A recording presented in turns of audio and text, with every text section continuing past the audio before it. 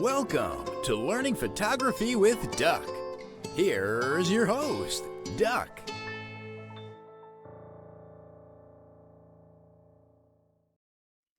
All right, how's everybody doing today? Awesome. Okay. Cool. Welcome once again to another edition of Learn Photography with Duck. As always, I am your host, Duck.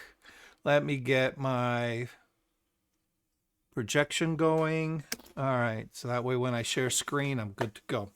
All right, wrong side. As you see, today is Lightroom edition, and as promised, we talked about a little bit about last time that Adobe.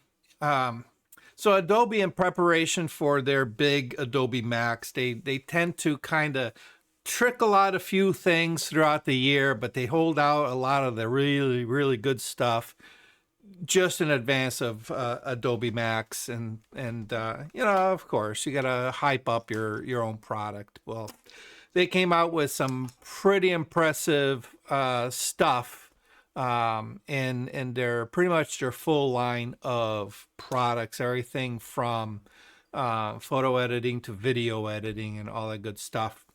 And of course, as you all understand, a lot of it has been centered around the Adobe AI, or, actually not just Adobe AI. It's been centered around artificial intelligence in general. We are in a new age where the technology behind artificial intelligence, and in particular, artificial learning, has really taken off and being implemented in a lot of the online tools. So what I want to discuss today is one of the new tools that they incorporated into Lightroom, which is the point color tool. So we'll get a little bit into that. They also came out with another tool that kind of manipulates that background blur. It's still in beta format, but it's available to play with in the latest release. So maybe we'll touch upon that a little bit. So, but first of all, we had an extended month last month, and I apologize for not putting together a Patreon session.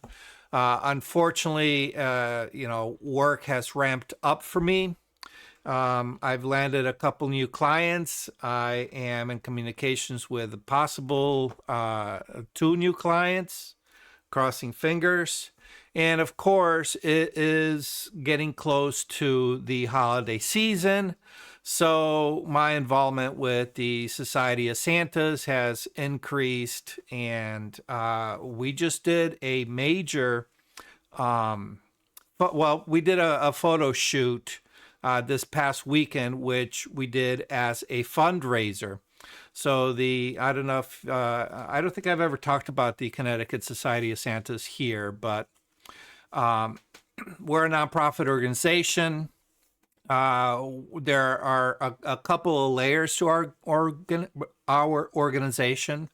Obviously, the first thing we try to do is, be proactive in the community and being able to give back to the community with fundraisers, mainly to Connecticut-based food banks. So we tend to do a lot of fundraising for food banks, food drives, and things like that. And then, of course, the other side is to help train and encourage and promote, the Christmas performers. Excuse me. Not only Santas, but Mrs. Clauses, who are very critical to, what we do as Christmas performers, and Santa elves. They all play a big role. So we had a big fundraiser, photos with Santa down in Wilton. It's my first big fundraiser with the group, And it's funny because I joined to become a Santa, hence the beard. But once they found out, that I am a professional photographer, it just kind of shifted a little bit in that direction. So we had an awesome weekend. We raised a little over $2,700. So I definitely pat myself on my back for being a big part of that. So anyway. So I'm a little tired. It's been a very busy week.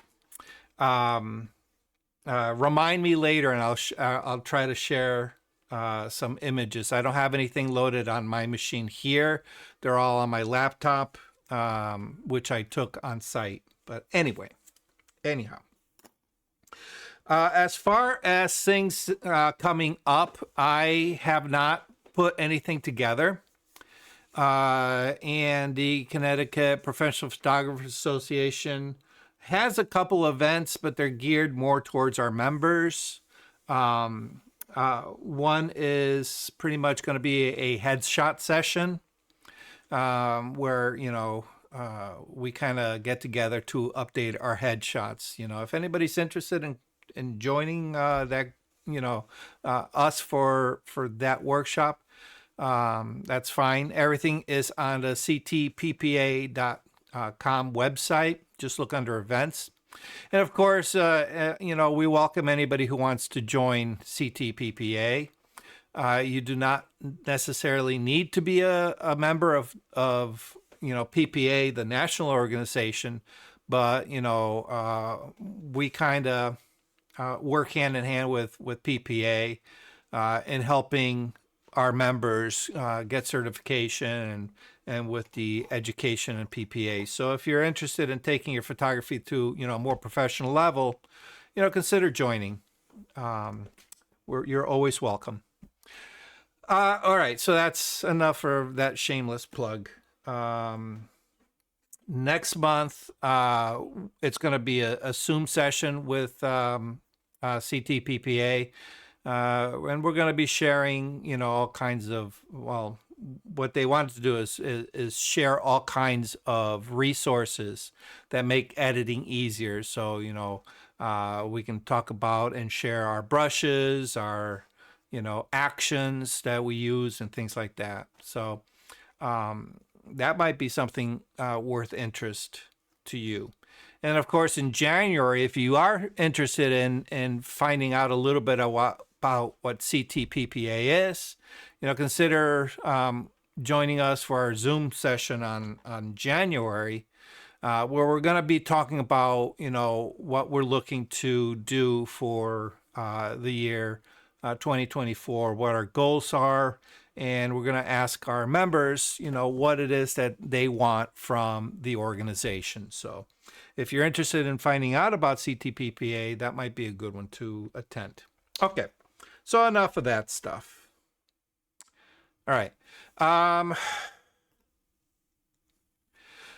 So today we're going to talk a little bit about color, as I introduced a new tool, the point color tool. So let me go ahead and switch over to my desktop and actually, you know what? Before I do that, do any of you have any local news you want to share?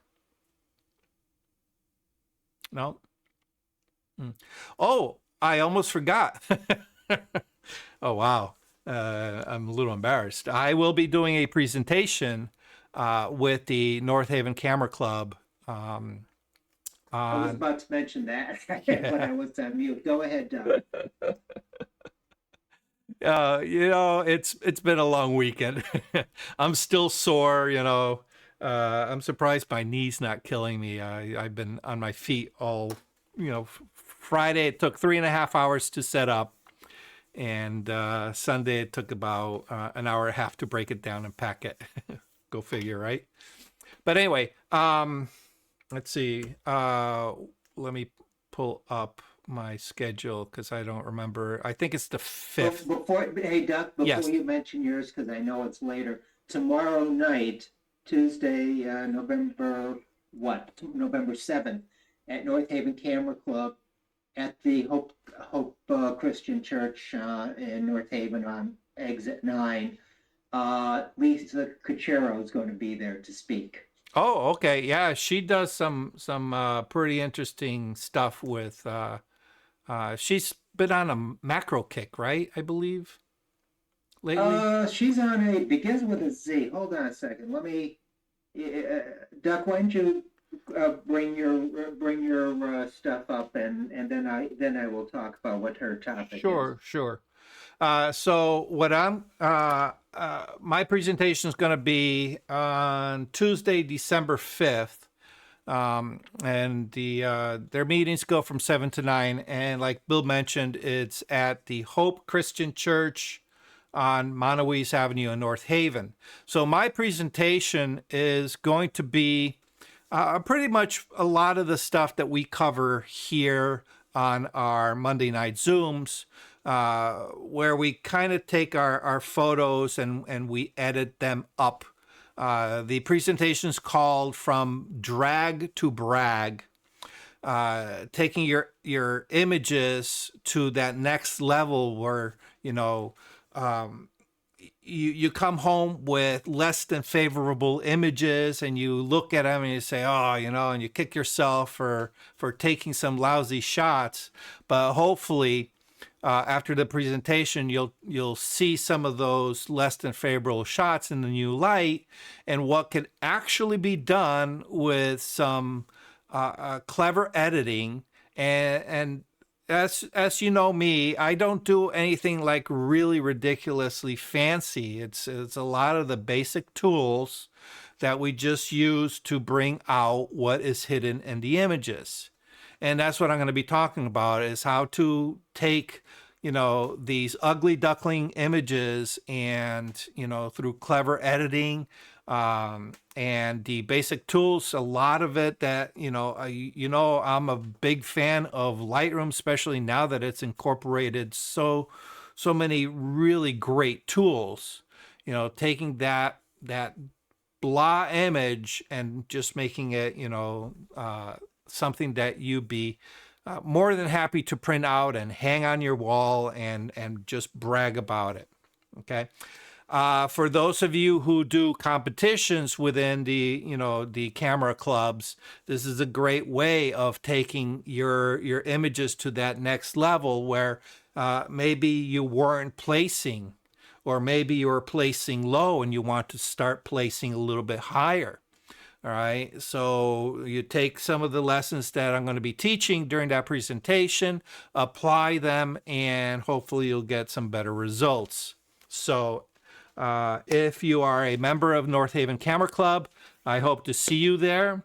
If you are local to the North Haven area and want to join a very active club, I really recommend North Haven Camera Club, because they, Bill will attest, they've been going strong for I don't know how many decades. And since 2011. Oh, you know what? It's New Haven is the older one. That's correct. But New Haven's been around forever and ever. Yeah. Active too. You have the Haven in the name, and I always get you guys confused. But well, it's for obvious reasons, Duck. It's very easy for me to remember North Haven. Oh yeah, because yes, yeah. So yes. But by the way, Lisa is going to be talking about being creative with photography. She will provide tips to make the most of your photography. And this is a quote from her: creativity is contagious. Pass it on. Don't shoot what it looks like. Shoot what it feels like. And she's done this before, where she did a lecture for us about rust. Things, the topic was rust. And in her photography, she said, process it the way you want it to look. Now, obviously, if it's photojournalism or if it's PSA rules, you would not do this. But we're talking about being creative with photography. And this is what she's coming at with her lecture tomorrow. Oh, awesome. Awesome. So yeah, I will be probably expanding on what she covers because, photography is an artistic endeavor. So yes, Mm-hmm. awesome. By the way, Doug, thank you for agreeing to come to North Haven because Don, who gets guests, Hmm. he's been having trouble getting guests who even want to come in. Since COVID, nobody wants to Oh wow. travel Yeah. anymore. Yes, yeah, I find that. Yeah. So thank you for doing that. Oh, my pleasure. I'm always there to help. So, all right. So yeah, so if you're in the North Haven area, check out that club. And I'm sure you can just reach out to Bill, and Bill will bring you in as a guest and introduce you to the people you Yes, I need to will. know. Absolutely.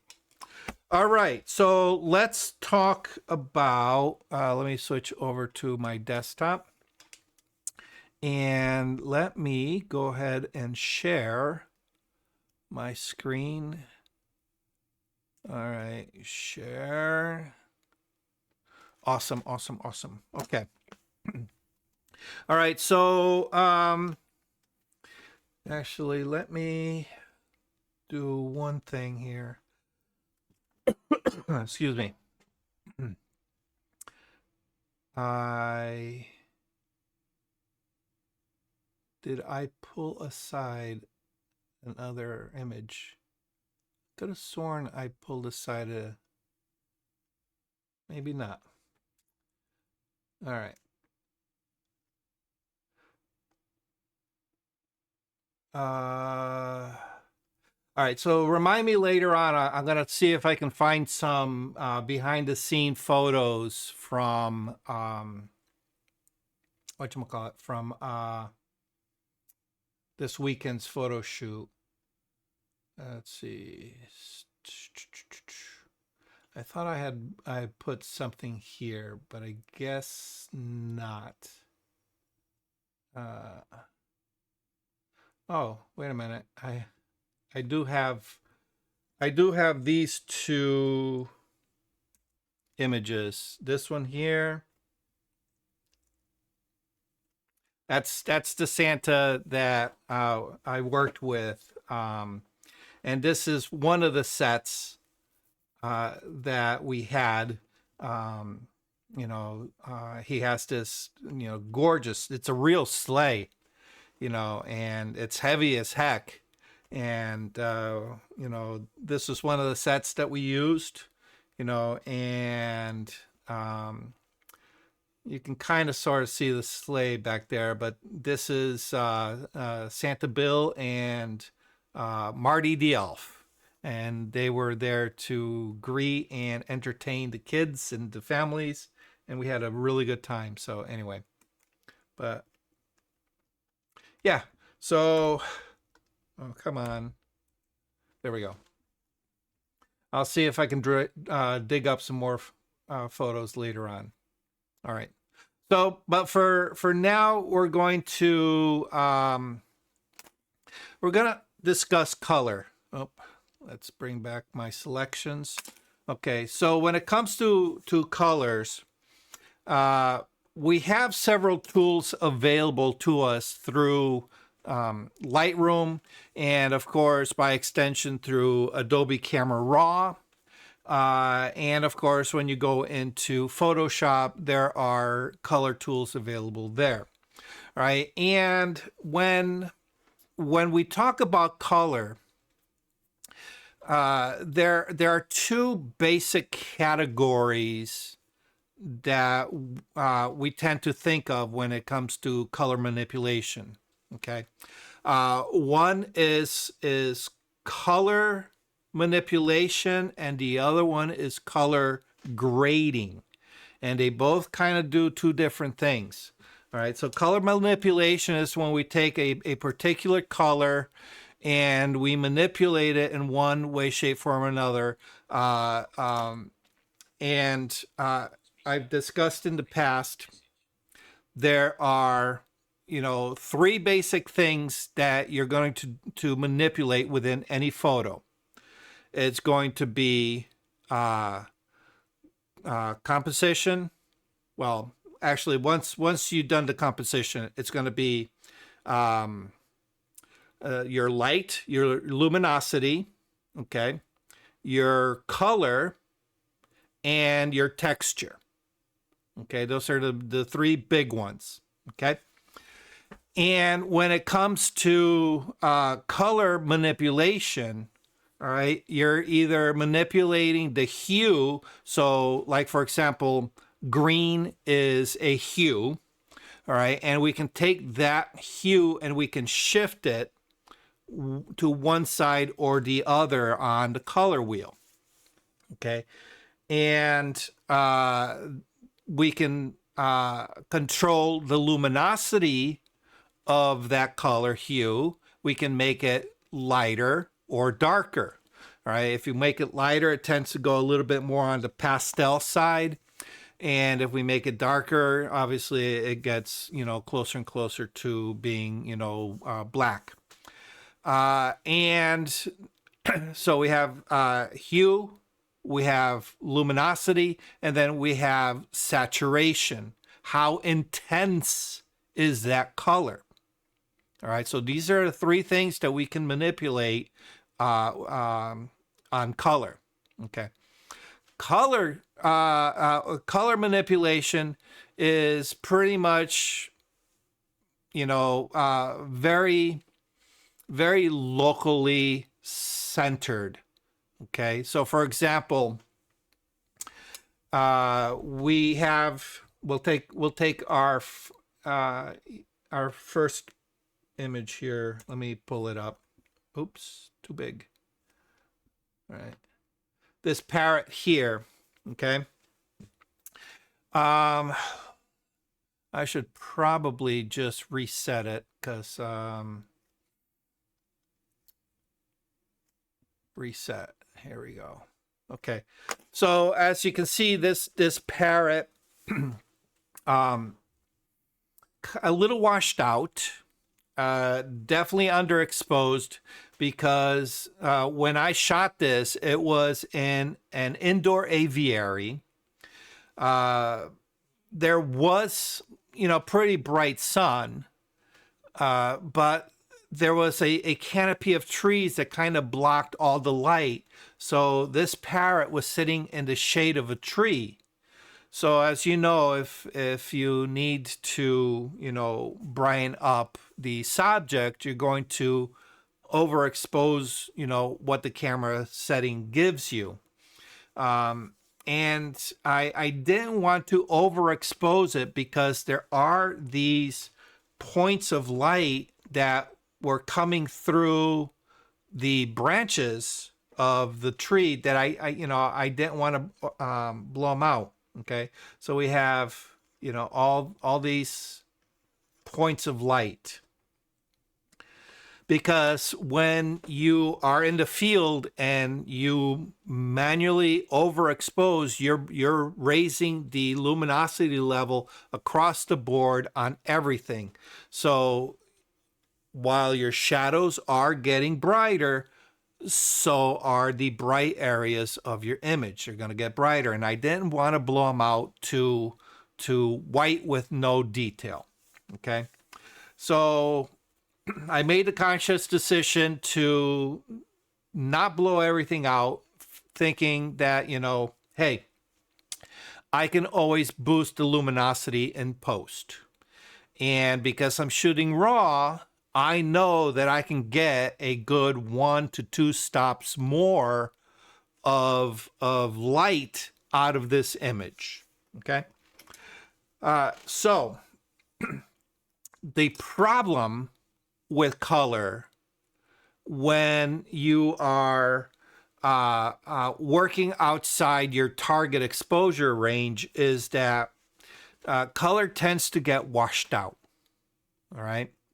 I don't know how many of you have gone out to, for example, photograph a sunset. And, sunsets are very difficult. If you want to expose for the sunset, you are literally have to underexpose the sensor in order to capture all the beautiful colors in their natural form. Okay, and then what happens is the foreground tends to go to black, shadow with very little or even no detail. All right, so if you say, well, I want to expose for a little bit of the foreground, what happens is your colors tend to get a little bit overexposed and washed out looking. So it becomes that balance game. And if you've ever brought your images back and you look at what you saw as a beautiful sunset with your own two eyes, the camera is showing this very washed out, almost pastel-y sky that just has no vibrance whatsoever to it. Okay. Well, the nice thing about what we can do in post is we can lift those colors back out and bring them to what we saw out in the field. All right. So in this particular case, yes, the bird is a little bit, washed out and very muted because it's as you can see, it's an underexposed image. Okay. So if I were to just take a local adjustment, we're going to start with one of my favorites, which is the radial filter, okay, radial gradient. And what I'm going to do is I'm just going to position it kind of sort of in line with the bird. All right, let me get it a little bit close. I like to give it, quite a bit of room of feathering just to make it a little bit more natural. All right. And I'm just going to go up a little bit on the exposure. Okay. Maybe bring my shadows down. What I want to do is I want to create a little bit of contrast between the foreground subject and the background. Okay. And it's usually that balancing act of lifting whatever light colors are there, and then any darker colors kind of pushing them back to create that contrast between light and shadow. All right, so as you can see, as I bring my exposure up, which my exposure is my midtones, I am compensating by pushing the shadows to the dark side just to kind of create that separation and find that balance. Okay. So here we see, before and after, and if I want to, I can even see if I can bring it a little bit tighter to the bird. All right. So that way we don't see that halo of light around it. Okay. So before, after. Okay. So that doesn't look too bad, right? All right. And if you notice, what I want you to do is Hey, Doc. yes. I have a question, and tell me why I'm doing this wrong. I noticed you raised the exposure and darkened the shadow. What I would normally do is either raise the highlights or raise the whites. Okay. Into the shadow. Okay. All right. I'm glad you asked that. I am so glad you asked that because that is a correct way of doing it under certain situations.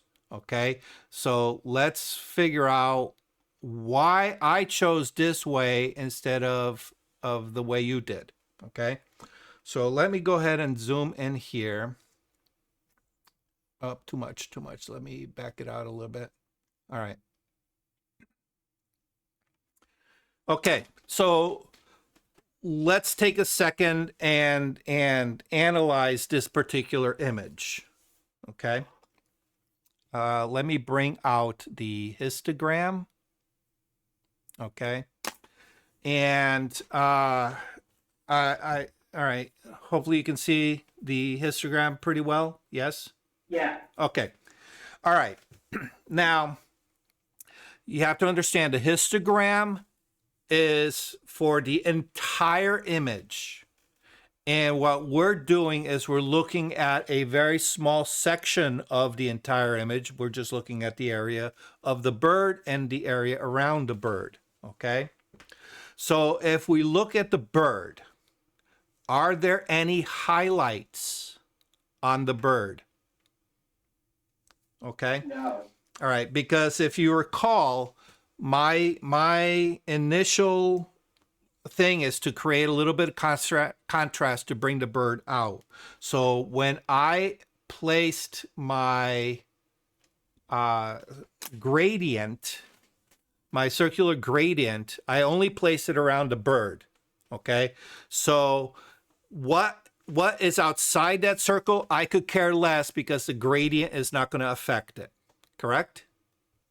Mm-hmm. Yes. It's only the stuff that's within that gradient that my manipulation is going to affect. So if we look at it, there are no highlights. Okay? So if I use the highlight slider, it will have a little bit of an effect. Okay? So if we think about what the highlights do, not within the highlight slider itself, but what is adjacent to it. Okay, and we've mentioned this in the past. All right, here is our highlight section. Okay, this is our highlight. What is next to it? Our lights, correct? So if we, all right, and all the way against the wall is our white point, right? Which is 0. All right, it's 0% black. All right, because over here we have 100% black, correct? All right. Yes. Or you can look at it as 0% light and 100% light. Okay, whichever way makes sense to you, it doesn't matter. They're both correct. Whatever way makes sense to you. Okay, you cannot go past that point. Okay, so we cannot push further than that wall. Right? We can only move in the opposite direction. Okay, so the highlight slider has only one way it can go. It can only take from that wall and it can pull. All right, it'll pull the highlights into the lights. Okay. So what happens is when you pull those highlights into the lights, you're going to start making them darker. All right, because we're going towards the dark side. All right, we can't go any further to the light side. We can only pull from the white into the dark side. Okay. If we push against the wall, it's just going to turn it white with no detail. That's not what we want. Okay. However, the lights, okay, which is the second section, that one can move two ways. Correct? Yes. It can go that way into the highlights, which will take whatever is the light grays and it's going to make them white. Okay? Which we have to be careful again because we don't want to blow out our highlights. But sometimes raising those lights up a little bit gives us that specularity that we want that makes it pop. Okay? So your guess is correct under certain situations, okay? But as you can see, we have more room coming this way to the dark side because the next section, of course, is our midtones, which is the biggest section, okay? And beyond that, we have shadows and blacks, okay, or darks, okay? So what we want to do is we want to analyze the tonality, not the color, the tonality, the luminosity, all right, of our bird. And if we look at it, the majority of it lies more on the midtones and shadows side than in the lights and highlights side. Correct? Mm-hmm. Okay. So that right off the bat tells me that if I am going to do any kind of manipulation, it is a safe bet to start with my midtones because that's where the bird lies. Okay.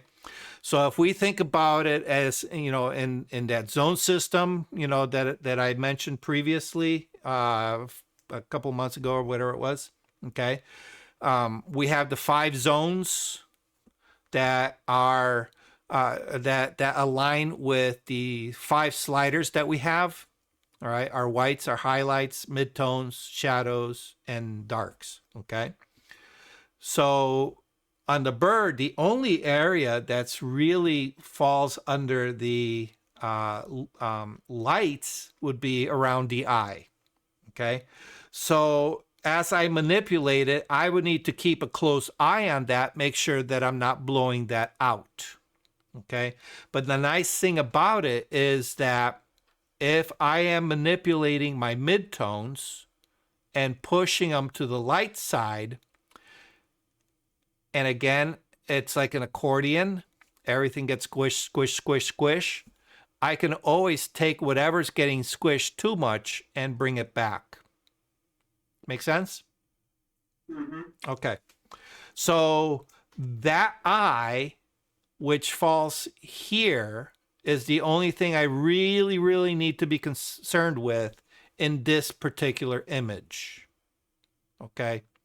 Now, as I move forward with my editing and I'm pushing these dark shades into the light, at that point, I'll need to worry about what my light and highlight sliders do. Okay. So, let me go out of the mask and just to the basic, just to show you what I mean. Okay. So what I want you to pay attention are these bright spots behind a bird. All right. So if I take my whites and I start adding whites, okay, it's pulling on the dark sides. You know, remember everything's connected like that spring. So it's going to brighten everything up.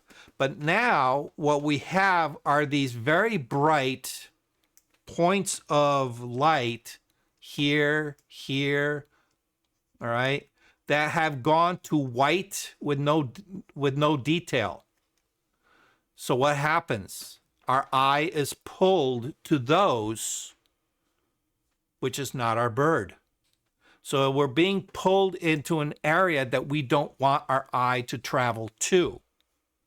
Make sense? Mm-hmm. All right. So I don't want to lift any of my whites because that's just going to push them up against the wall and just going to ruin everything. But if I take my exposure up, okay, all I got to do, all right, let me back that up. Let me recenter that. Let me bring my whites back up. Okay. If you notice the midtones of the bird, okay, as I brought my highlight or my whites up, it pulled the shadow out. All right. It lifted the shadows, right? Because it's all attached. Okay. So now my midtones are looking a lot better. Okay. Look how nice these midtones are. Okay. This is more of what I would like to see the bird like. Okay. But again, you know, we have to watch those pinpoints of light. But what I want you to do is pay particular attention to how far I had to push that slider to get that kind of effect. I'm at 87. I'm almost maxed out. Okay. But if let's reset that. If I target the tones that are part of the bird, which is the exposure, and I bring them up until it kind of sort of matches that same exposure, okay? We lifted that bird out. Look how small of a step I had to take with the exposure slider to get that same result. Okay. Okay? So now, because remember, everything's global, I'm working globally here. So as I pushed the midtones to the brighter side, that cascading effect, that accordion effect, travels all the way to the whites, all right? And we have a lift on our white points, but because they are the furthest away from the midtones, it didn't get pushed all that much to the point where none of it went to white with no detail. See that? Mm-hmm. Okay. So now I say, oh, all right. As I raised my midtones up, I also raised my lights and my highlights. All right. I can now bring those lights and highlights back down. Okay. Actually, not even the whites, because there's really no whites. I can take my highlights. Oh, nope, sorry. Highlights. All right. And I can tone those down. All right. To the point where they are no longer, these very bright points. Okay. Because remember, anything that's very light is going to pull the eye. All right. So if I just relied on that white slider, it made those specular points really bright, my eye traveled to those away from the bird. Okay. All right. So that's my reason why. All right. Not that you're wrong. All right. It's just that it's very dependent on the tones that are in the section of the image that you're manipulating. Okay. Yes. All right. So let's zoom back out. All right. So local adjustment, radial gradient. I'm gonna make my nice mask around the bird. Let me make it a little bit more on the longer side here. Okay. All right. And I'm going to bring my exposure up. All right. And as I bring my exposure up, it's taking those already light areas in the background and making them lighter. So I'm going to take my highlights down in order to bring those down. And I'm just going to create a little bit of that separation. Okay. And all right. So, bring my shadows down to create the separation. There we go.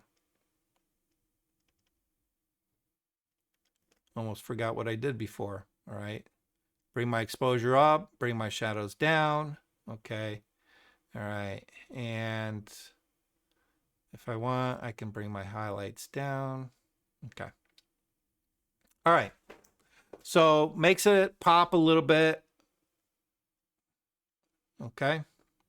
Now,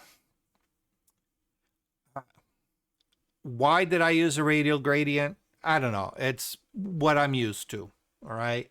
But there's no law that says you can't use the AI tool and have use the subject. Okay. So actually, let me go ahead and delete that.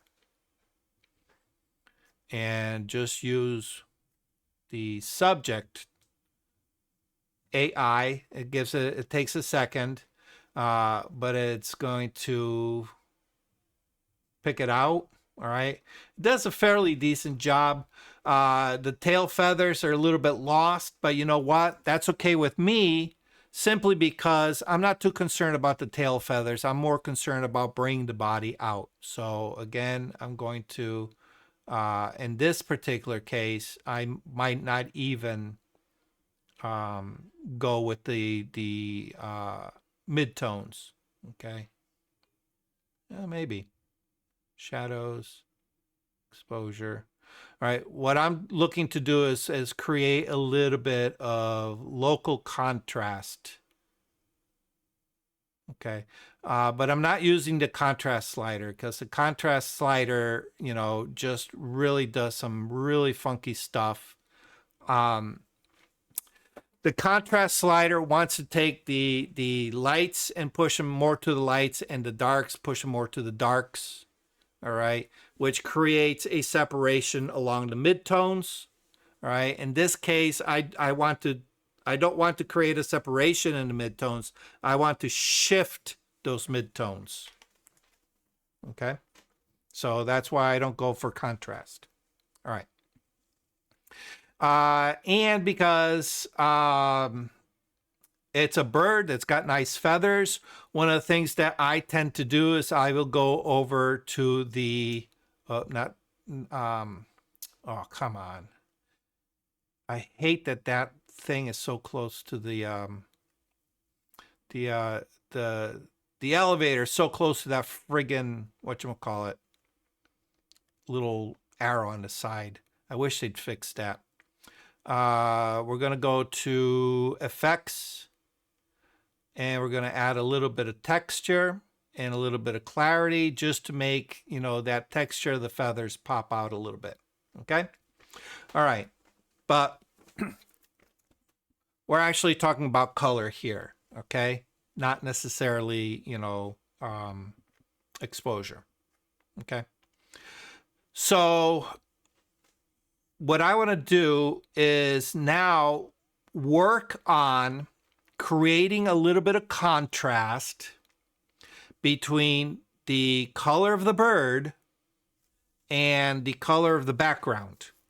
All right. So this is not color grading. Color grading, for example, if I were to go to the color grading tab, all right, you'll notice that it's going to target 3 very specific areas. It's going to target the shadows, the midtones, and the highlights. And what you're going to do is you're going to give a tint to those areas. So whatever colors are there, they're going to get tinted with a new color. All right. So for example, oops, let me reset that. One of the popular color grading techniques is to cool the shadows, warm the highlights, right? And one of the things that we do is, well, let me just take a quick step here and bring up this color wheel. All right. The color wheel, everybody's familiar with this. Okay. This is a RGB CMY color wheel. Okay. If we look, we have red, green, and blue, which are our primary additive colors. And then we have cyan, magenta, and yellow, which are our primary subtractive colors. Okay. And one of the things that I tell people, if you can remember RGB CMY, you're going to be doing, you're going to be well ahead of the curve. All right. So we have, okay. So we have RGB. Okay. Red is on the top. Okay. And then we have CMY. All right. R is opposite of C. So if we were to do, let me see if I can do this. All right. RGB. All right. CMY. R is opposite of C. G is opposite of M, and B is opposite of Y. Okay, so if you can remember RGB, CMY, you'll always know they're opposites. Okay, so cyan is the opposite of red, yellow is the opposite of blue, and magenta is the opposite of green. So when you have your RGB slider, which is the one that you normally see, if you add, for example, if you add R, you are taking away C. If you take away C, you are adding R. If you take away C, you're adding R. Okay? All right. So this one here, the yellow, and if I can do this spatially here. All right. The blue and the yellow. Okay. That one is one of the popular color grading techniques. Now, if you're a fan of the Matrix, okay, the Matrix was a little bit different. It used green for the shadow area and orange for the highlight area. But if you notice, these three colors, red, yellow, and green, they're more of the warm colors, where the magenta, cyan, and blue are more of the cool colors. All right. So keeping that in mind, blue being a cool color, yellow being its opposite, being a warm color, that tends to be a very common color grading combination that people tend to do. So when we open up the color grading tab, you're going to notice that you have a couple of choices. We can pick from seeing all three zones, right? Or you can go into the individual zones, all right, the shadows, midtones, and highlights, and you're going to see kind of like the enlarged view. And then the last one is a global. It's going to apply across the board on everything, all right, all shadows, highlights, and midtones, so you can push it to the yellow, all right. And what I've done here is I've globally added yellow, all right. And what it's doing is it's suppressing the natural colors that are there and adding like a yellow filter over it. All right. This is color grading, where we're taking existing colors and we're shifting it to something else, usually for some kind of mood effect. Okay. So let's go to the shadows, and we're going to come down and pull it into the blues. Okay. And we're going to take our highlights and we're going to push it into the warm tones. Okay. And the midtones, where maybe we'll push the midtones a little bit into the warm. Nature photos benefit from being a little bit more on the warmer side. Okay, unless the images are kind of these winter scenes, where they will benefit more from the cool tones, just so you're aware. Okay, all right. So what I've done is I kind of shifted the colors globally to take all the colors that are considered, in the highlight section, and I've applied kind of a yellow tone to it. All right. So when I do that, across the board, all my colors shift. So that is color grading. And of course, we can really, push it to major extremes. Why you would want to push it to major extremes, who knows, but maybe you do. All right. And then now the colors don't look natural. All right. They definitely look as if they've been manipulated. They look like those Instagram filters. All right. Which is an artistic choice. That is a viable thing that you can do to your images. But that is color grading. Okay. All right. So let me reset those. Oops. Reset those. All right. What I want to do in this particular case is not color grade the image. Excuse me. I want to take the colors that are already here and I want to enhance them. I want to bring them out a little bit more. I don't necessarily want to, go too crazy. Okay. So we go to our color mixer, and everybody's familiar with the traditional color mixer where you have the different color. You can say channels, but they really don't quite line up with color channels. They're more of what you would find. They're kind of modeled after a traditional color wheel. All right. So we have magenta, purple, pretty much going through the whole visible light spectrum from magenta, purple, blue, aqua, green, yellow, orange, and red. All right. So the whole rainbow is represented here. Okay.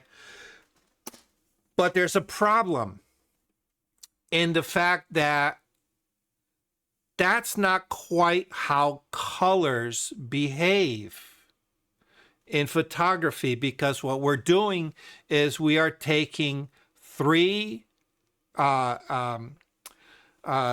different color layers, our red, our green, and our blue, and the interpolation between the three, how much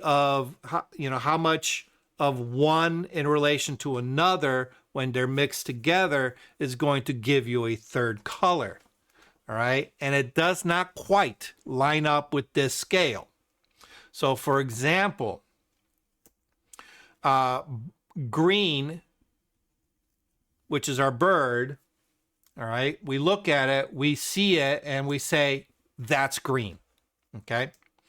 And if we were to take our slider, all right, and actually, let me go to the saturation, okay, of our slider. Let's go. Come on.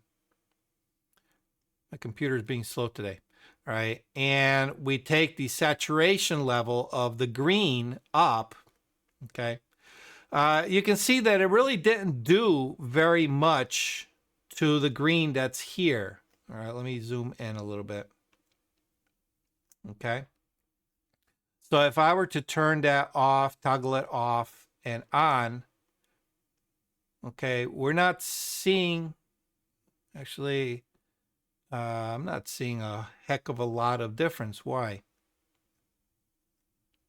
Why am I not seeing it?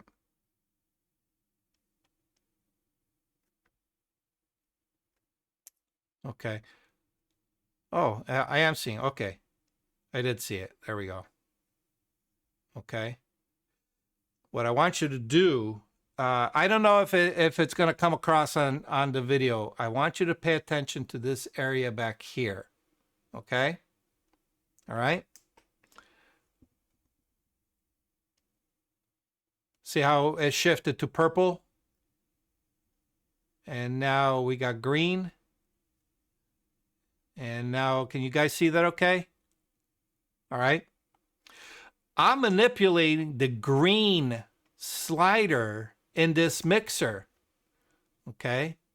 And as I'm looking at this parrot, it's really not doing anything to what I identify as green on the parrot.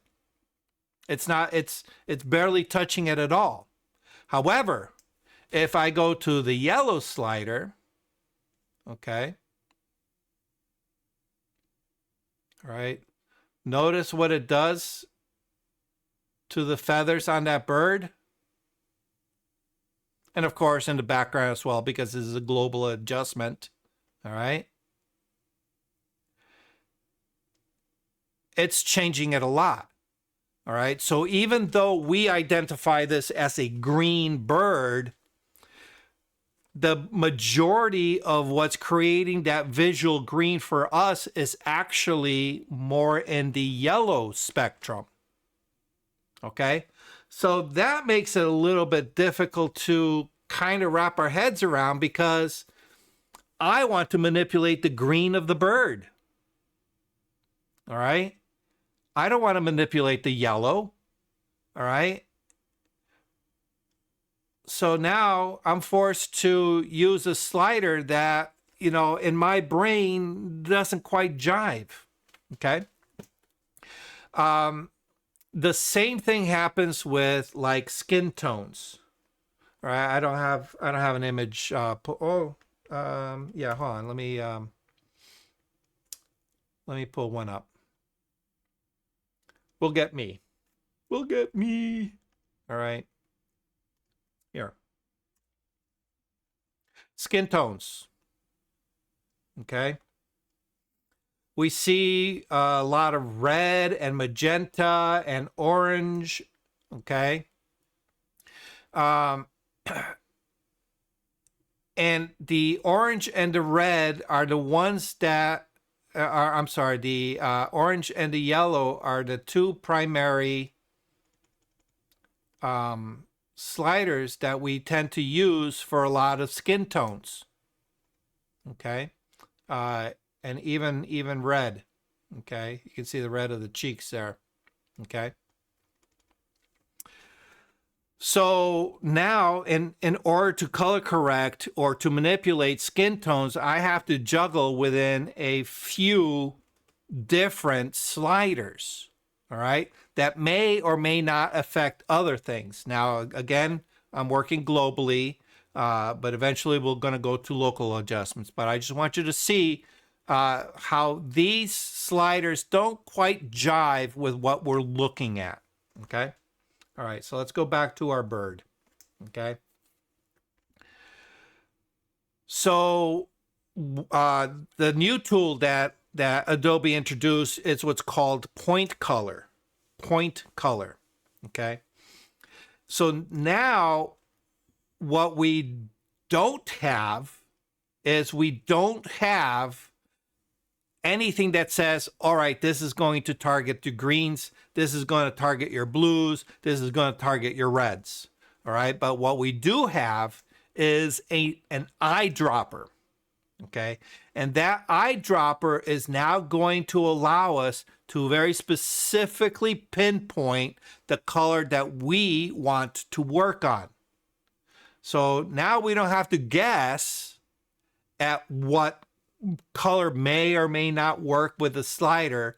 We can actually go straight to the image and say, I want to work on this color here. All right. And as soon as we click on it, you're going to notice that it's going to create a little icon of that color. All right. A little tab, a color swash. Okay. And right below it, we're going to have a window that kind of represents where within that color space that particular color resides. Okay. And it tends to put it on the center. All right. So whatever color we pick, it's going to put it on this center line of that rectangle. Okay. And then, slide that. And then where along here is going to depend on at what saturation level the color that you picked lies. All right. So you can see that towards the top, we have very saturated all right? And towards the bottom, we have unsaturated, okay? All right. So you can't go more saturation than 100% saturation, okay? And you can't go less than 0% saturation. Make sense? Okay. So somewhere along that spectrum, the color that you picked is going to lie between 100% and 0. All right. So that gives you your position above and below on this rectangle. Okay. And then the last part we have is this little rectangle off to the right-hand side.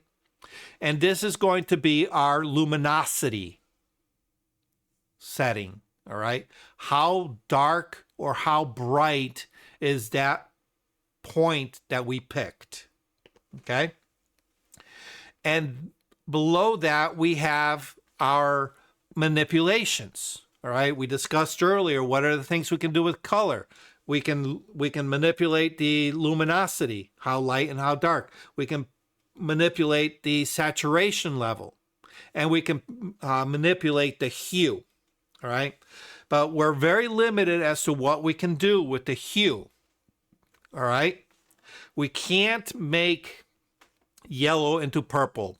Not really. Okay. We don't have that kind of flexibility. It's not a color grading tool. It's a color correction, color manipulation. All right. So there's a very narrow window, and it's represented right here. We can shift it more towards the reds. Okay. All right. Which, of course, you take yellow and you shift it to the reds, it's going to go through that range of oranges. Okay. Or if we shift it to the other side, okay, we're going to now shift it towards the greens. Okay. But more of the lime greens because it's next to yellow. Make sense?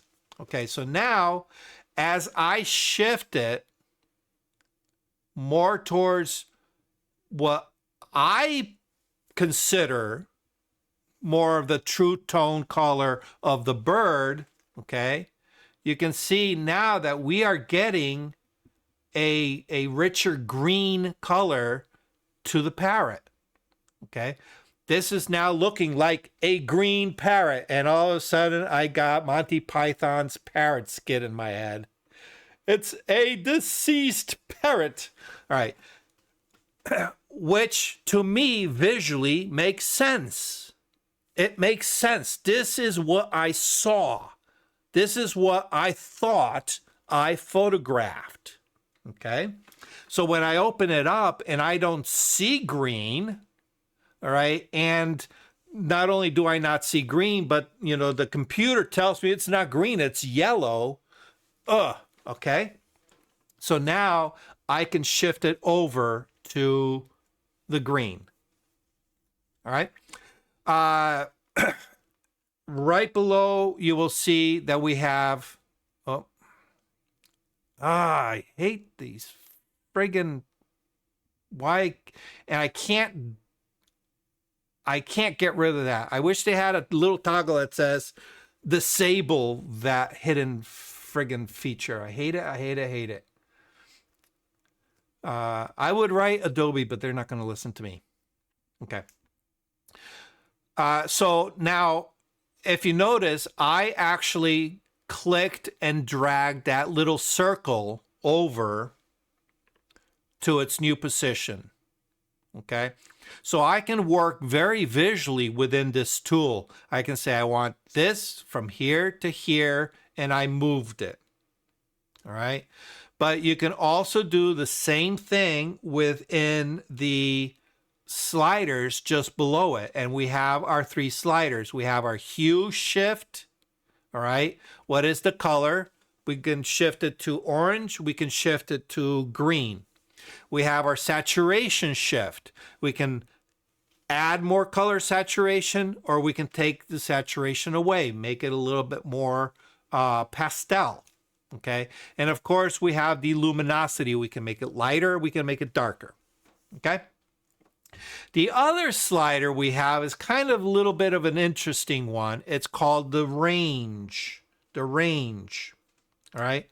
And the reason we have that is because when we click on a particular point, it's sampling underneath the eyedropper and it's picking out one color. But if we look at the color of our bird, especially, in the wing area that I picked, there's a variety of shades of green, excuse me, in terms of the green value, the green luminosity, and the green saturation level, because that's nature. All right, nature is not one color, and then that's the wing. It's not a kid's crayon coloring. Okay, so what happens is when we select a point, some colors along the form of, in this particular case, the bird, because light's creating highlights, it's creating shadows. All right, when we pick that point, it may go out of the range of the color that we want. Okay, so we can manipulate how much of the neighbors to that color we want to include in our manipulation. All right, and this is where the range slider comes in, and just below that you're going to see a visualize range. And if you click on that, what's going to happen is it's going to turn the entire image black and white, black and grays, except for the color that you picked and anything within the range of that color that you picked. Okay, so when I click on the visualize range, you're going to see that, hey, those highlights is actually picking up a green cast. All right, which makes sense because the light's filtering through green leaves. Okay, we have a lot of green on the branch. Okay, and of course, all the areas of the bird that are green. All right, and of course the background stuff. So anything that is close to that color that you picked is going to be shown. Okay, but of course, what are we concerned about? We are concerned about the color within our subject. Okay, so what I want to do is I want to say, okay, is my selection large enough so that when I start manipulating the colors, it's going to affect the entire subject as I need it. Okay, so now there are areas of the cheek.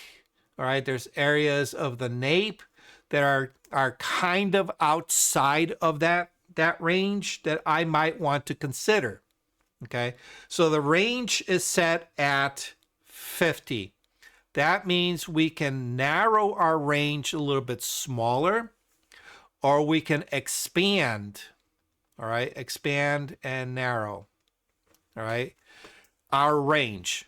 All right, so when we expand our range, we are including additional colors, neighboring colors, but additional colors. Okay, so as we manipulate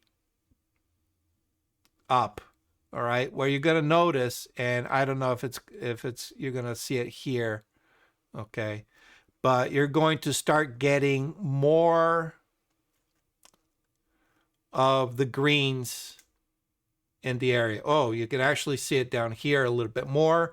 You can see more of the green on the branches is actually being selected.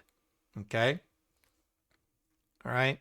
Or we can say, we really, really want to narrow it down, all right? And if you notice, as I manipulate the slider, the square right above it, you notice that as I increase it from the point that was originally selected, which is here, or actually right here. Okay. All right. When I make it a very small, narrow range, you can see how very little to the sides of that point is being selected. All right. So you can see that it's selecting a lot of the oranges and a lot of the yellows. Okay. But as I increase, it's getting more of the orange, more of the yellow. Now it's starting to creep into the reds and the greens. All right. Hopefully you can see it. The range is expanding to the point where at 100%, we're going well into the reds. All right. On this side, and well into the yellows on that side. Okay. Or I'm sorry, into the greens on that side. Okay. So that allows us to really, manipulate, well, not manipulate, but encompass a lot of the neighboring colors in what we want to manipulate. Okay. Now, to start, I would recommend play around with just this section. All right. Get used to working with just these sliders. There's a ton that you can do just with these sliders. But if you get adventurous, we have additional tools that just gonna blow your, let me close up the histogram here. Okay. Right next to the range, there's a little drop-down arrow. When you click on that, it's going to expand to additional sliders. Okay. If you have used the Blend If feature of Photoshop, all right, we've covered Blend If in the past. I know it's a pretty rough topic to cover, but Blend If, okay, these sliders work very similar, right? In my opinion, I think this is a little bit more visually correct than the Blend If slider. So hopefully eventually they'll use this visual interpretation in Photoshop. Okay. But what we have is we have our range, all right, of the color. Okay. And the little dot in the center, that represents the color that was picked. Okay. And then we have a default, which is this block, our default. Okay. And what we can do is we can take that block, all right, and we can expand it outward, all right. And what it's going to do is it's going to do the same thing as our range slider, okay? But it's a little bit more because now we can say, okay, what I want to do, all right, with if we do it with just with the range slider, it expands outwardly from that point in all directions, all right? Saturation up and down, and color range left and right. With this, the hue range, we can say, all right, I just want you to target all the reds and oranges, disregard anything that's green. Or the opposite, you can slide it over this way and you say, okay, I want to target everything from that point to the green side. All right. So you can be very precise and very selective as to what you want to target. So for example, with skin tone, let's flip over to this one. All right. All right. Let me take a quick sidestep. When you make your initial selection, all right, what you want to try to do is target what is considered the true tone color of the subject. So what is the true tone color? The true tone color is the actual color of the object that is being represented under normal lighting conditions. All right, so it tends to lay more in the midtones. Okay. Highlights is an overexposure of the true tone color, and shadows is an underexposure of the true tone color. All right. So be careful where you land your picker. All right. So what I want to do is I want to find something that is not in shadow and not in the highlights. Okay.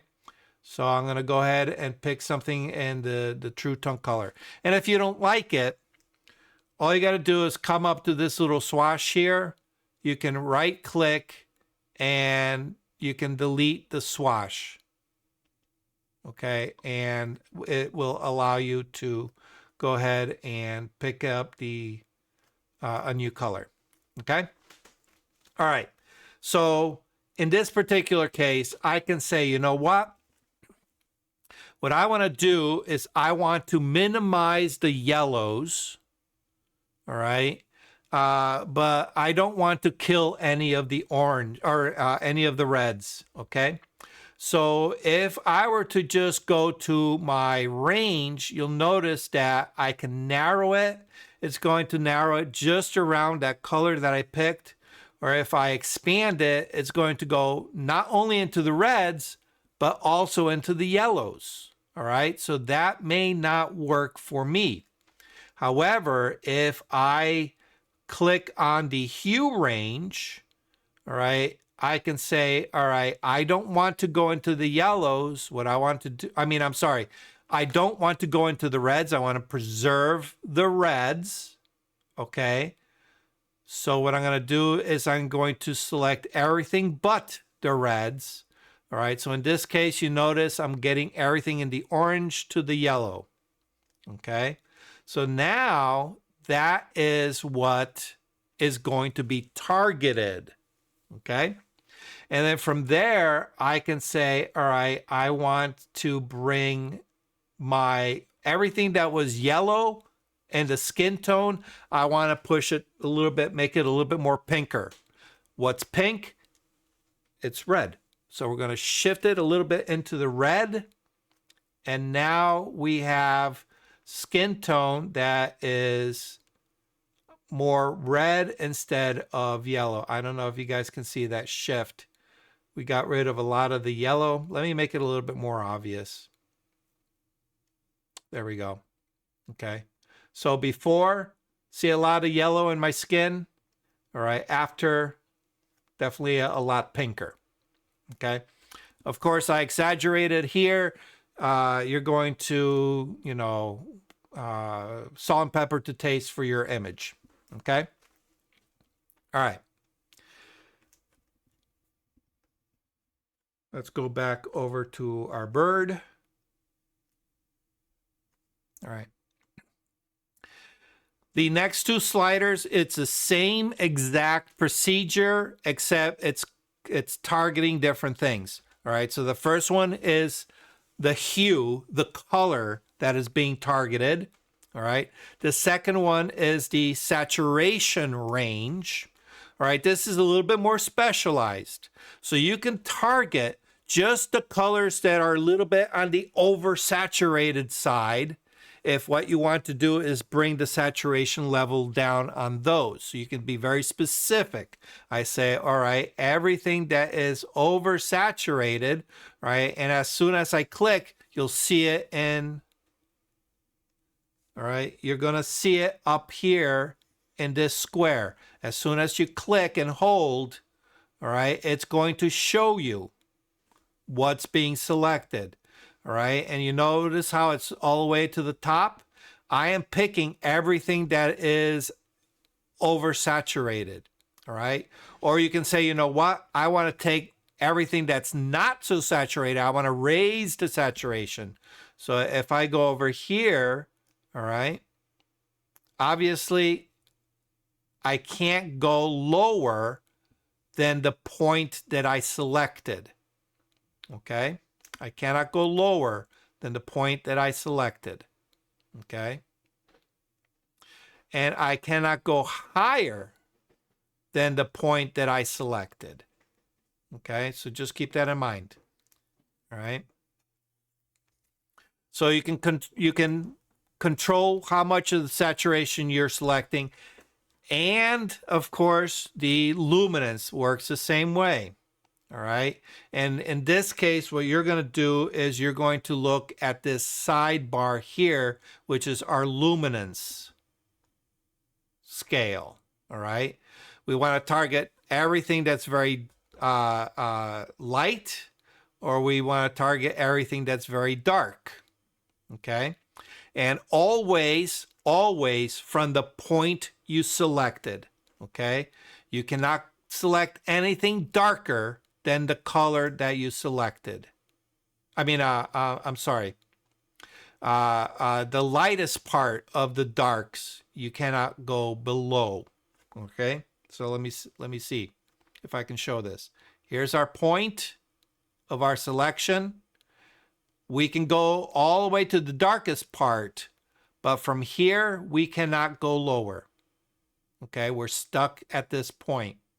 Just like we're stuck at this point, and we're stuck at this point for the saturation and the hue. Okay, hopefully that makes sense. All right. Now to expand on that, we have these points outside. This is our feather.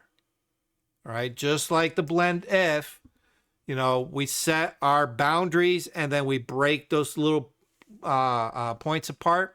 This creates our feather. So that means we are going to create a diminishing blend from where our selection ends to some point further away. All right, so it gives us that nice blend down to normal, to natural, to what is actually in the image. Okay, so it blends it in. The smaller that feather edge is, you have to be careful. The quicker that whatever you manipulate is going to look, and sometimes you can get that really crazy haloing,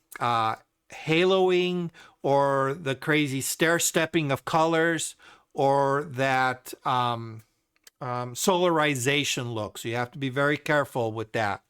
The greater you can create on that feather, the better off you are. Okay. All right. Any questions on the actual tools? All right. I know we're covering a lot here. This is, getting into the weeds. Okay. All right. Let's pull this image up. Okay. Because I think this one, this was from a couple weekends ago when we went down to Jafrida Park. Okay. These are the colors. You can see they're very bright. They're very saturated to begin with. All right. And let me click on the reset. That's what the image looked like. Okay. All right. So what I want to do is when I was there, the colors did not look this muted. They absolutely did not. They especially when the sun hit certain areas, it just lit up the trees like you won't believe. Okay. The other thing I noticed is because we weren't quite at peak, some of the colors just aren't quite there. All right. But the thing that I noticed is that there's this nice lone little red tree that's just right in the middle of everything. Okay. So maybe we can try to create something where we're pulling that red forward a little bit more to become a little bit more recognizable. Okay. All right.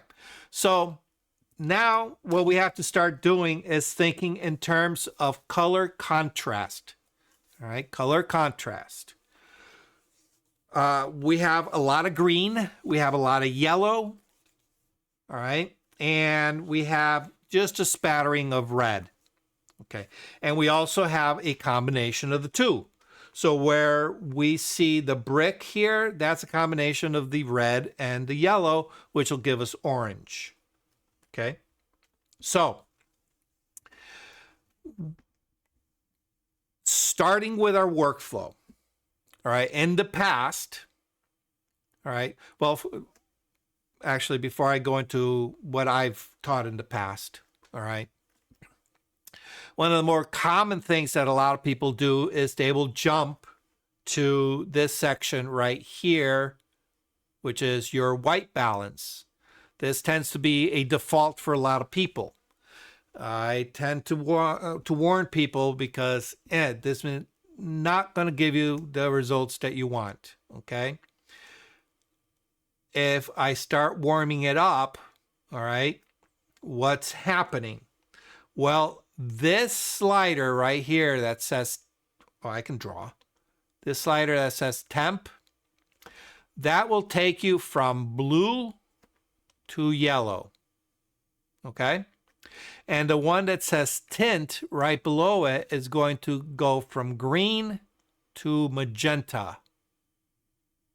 Okay? So those are the only colors that you can manipulate with the color cast. All right? Because these tend to be the more common color casts that you will find in photography. Okay? The blue yellow obviously depends on what time of day. You know, the closer you get to sunrise and sunset, the more yellow you tend to get in the sky. So if we want to counterbalance that, we add a little bit of blue. All right. In a situation like this where there is a lot of green, you know, we may want to counteract that with a little bit of, let me reset everything. We may want to counteract that with a little bit of magenta. Okay. Just to tone down the greens a little bit. Okay. Obviously, if I push too much on the blue, my green grass is no longer going to look green. Looks like some kind of bluish Kentucky green color. And of course, if we go the other way, then it's going to start looking burnt out. So this isn't quite the tool to go. All right. So let me just reset my white balance. Okay. One tool that I have really pushed in the past is right here in the calibration. I hate the all right, the calibration. Okay. This will target your individual primary channels, which is your R, your G, and your B, correct? All right. So what we can do is we can manipulate the hue and the saturation. And I find that the saturation is the one that you really want to target. And one that's universal is the blue channel.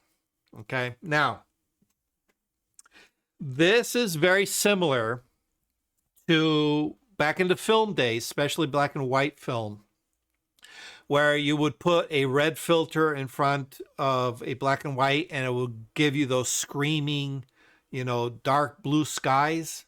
All right. Black and white film. Okay.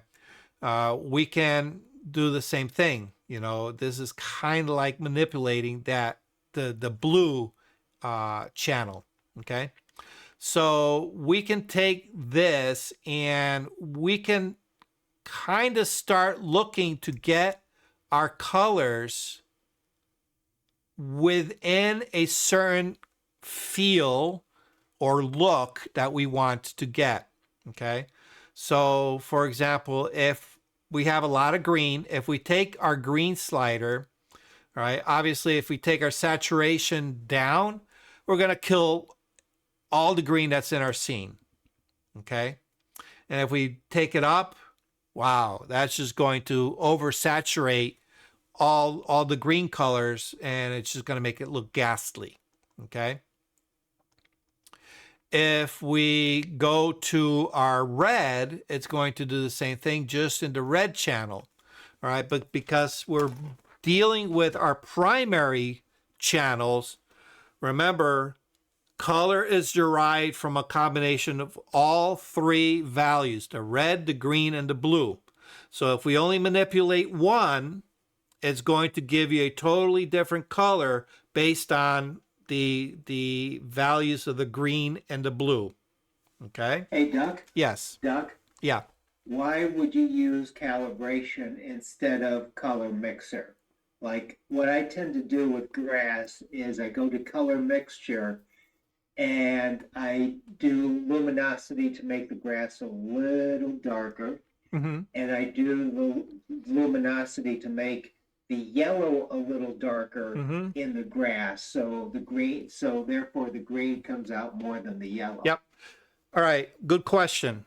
All right. When you use the color mixer, whenever you shift anything into luminosity, it's going to affect the hue. Okay. Okay. It's also really going to affect the saturation. All right. So and oftentimes what happens is when you start getting an oversaturation on a color, it starts looking really gross. All right. Yes. So so now what happens is I'm manipulating one thing over here on that slider, which is causing a problem over here. Now I have to try to correct it here, which is having a repercussion on what I did back there. So now I start playing the seesaw game. All right. So what I want to do is I want to minimize that seesaw game and just specifically target colors that I want to manipulate. All right. And this is not going to solve a particular problem. What this is going to do is it's going to get you a little closer to that finished look, but it's going to avoid a bunch of other headaches. All right. So I'm going the path of least resistance with creating headaches. All right. So this isn't going to get me to that look. All right. So for example, here, all right, let's say I want to make those green colors pop a little bit more. All right. If I just push the saturation just a tiny little bit here in by calibration, look how much richer those green colors look.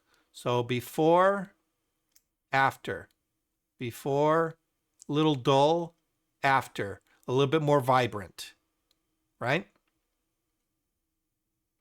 Okay. But what it did is it did it across all the green layer, or the green channel layer. Okay.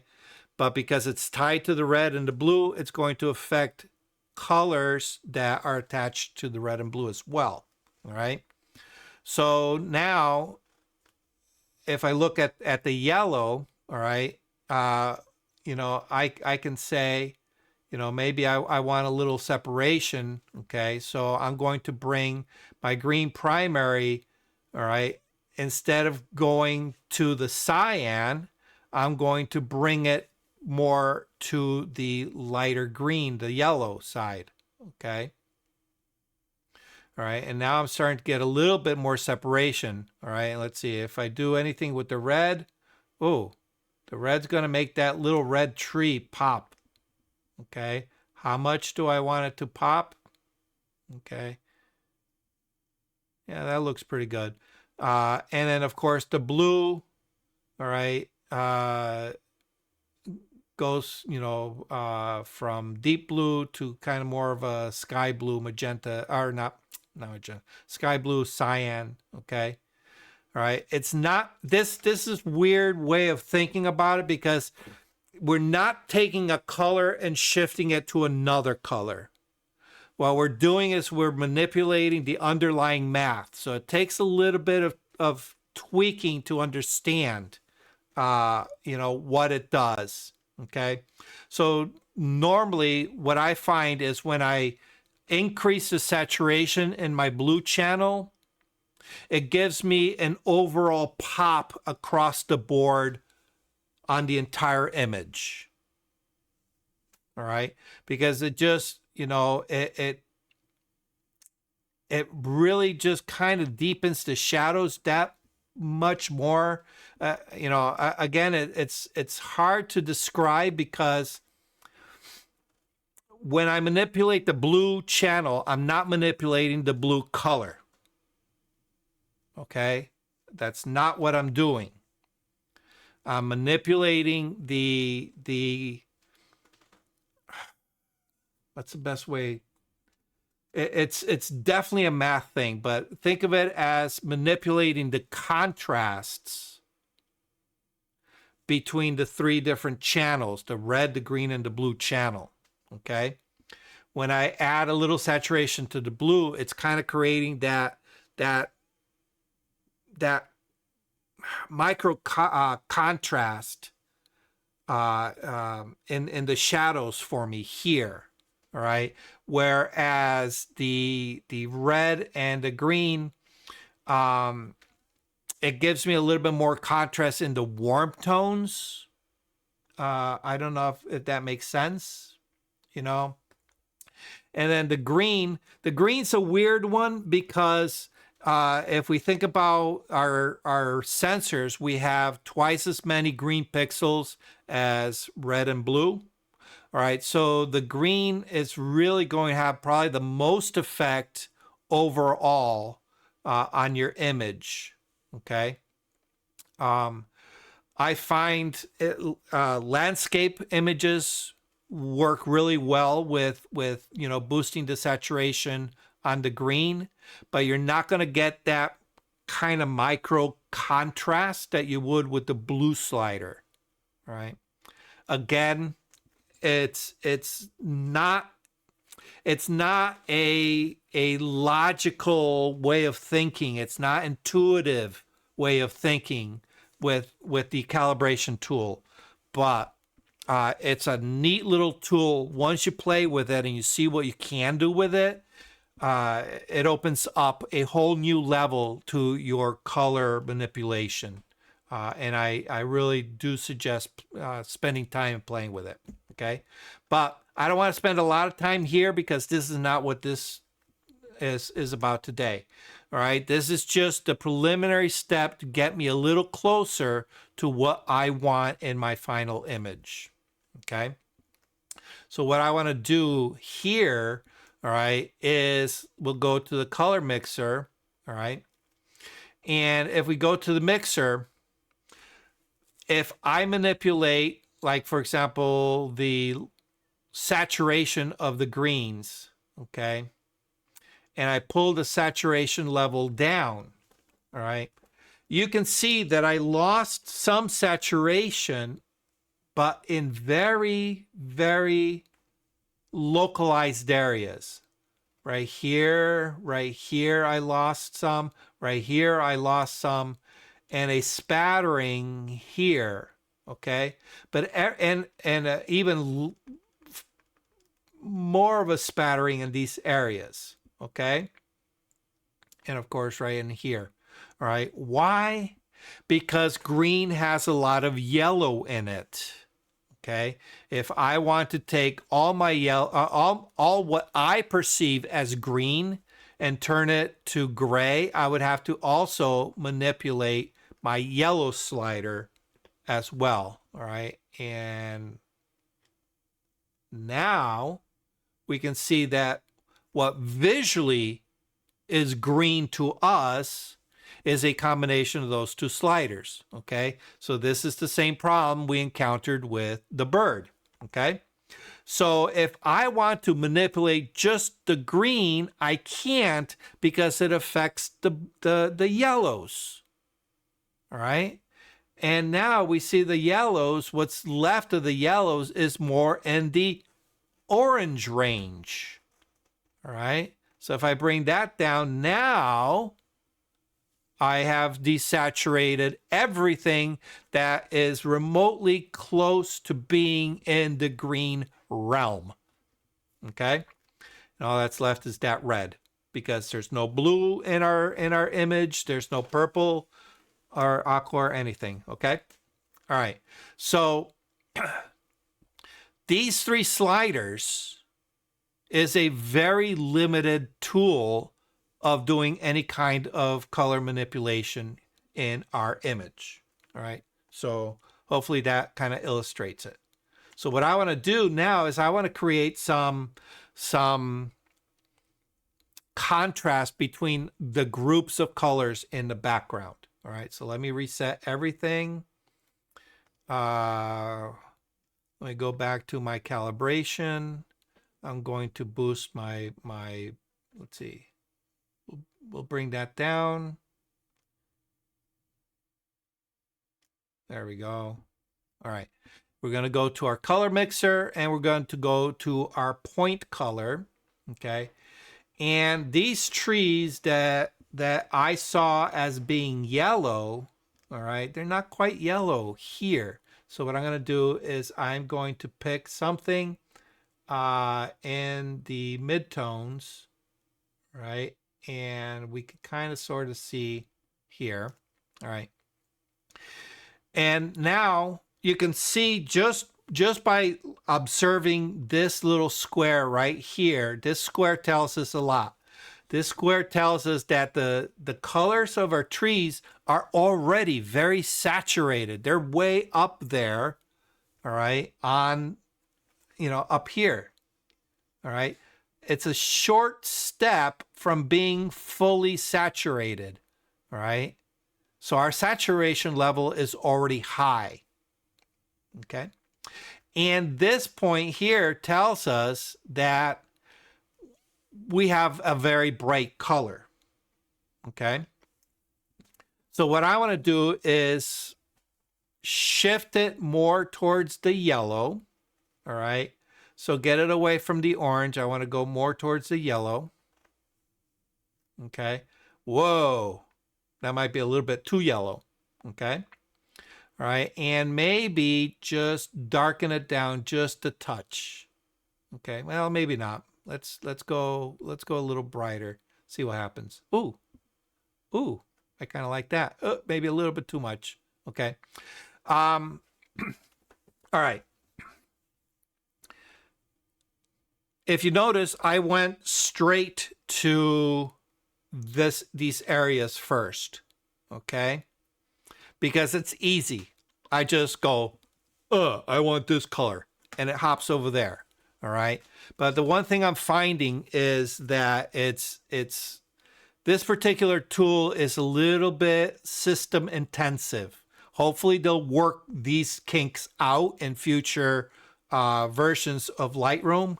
But once I'm in the general vicinity, I will now drop down to the slider and I can fine tune with the slider, right? So you can just kind of put your cursor into the box with the number, okay? And then from there, just use your up and down arrow and it's going to, let you manipulate, okay? So in this case, I definitely want to keep it to the yellow side, okay? Let's see, maybe drop my saturation down a little bit. All right, see how slow? It's definitely very slow. This tool, I'm warning you, is very, very intensive right now, okay? All right, and you'll notice that it goes from 0 being the point at which you selected, all right? And it'll go to plus or negative, okay? So what it's doing is just think of it as a numbers grid. Okay. From that point, you have a grid. Okay. Anything that goes above that line is to the plus side.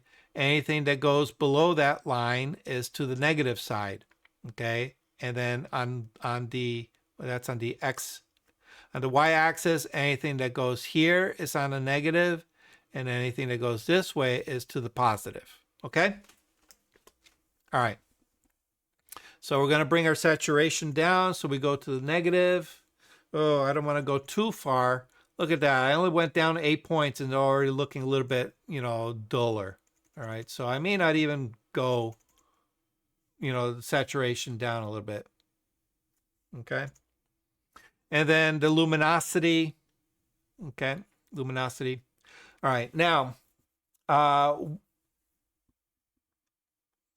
going to collapse everything down below because I said just stick to the sliders. All right. The range. All right. Again, if you click on where it says visualize range, all right, what it's going to do is as soon as you click on it, it's going to turn anything outside of the color that you picked. It's going to turn it black and gray. So this is a great way of visualizing what exactly you are manipulating. Okay. So that looks pretty good, actually. So luminosity, maybe just a little bit less. Okay, I really made those pop. Okay. All right. I'm liking that. I'm going to go ahead and select my eyedropper again. And I'm going to go to this little tree that was red, but kind of got shifted out of red. Okay. I'm going to go ahead, visualize range. All right. And I'm going to narrow it down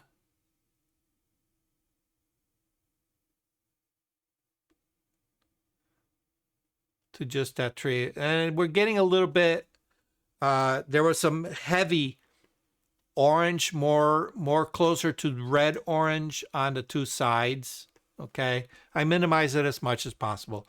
All right, and I'm just going to shift the hue a little bit more to the, too much red. All right. Okay, so clicking on the rectangle is going to get you in the close vicinity. Okay. We're going to bring the saturation down. All right, and we'll bring our luminosity down. Okay, and the hue is going to go closer to red. Okay, and let's shift our,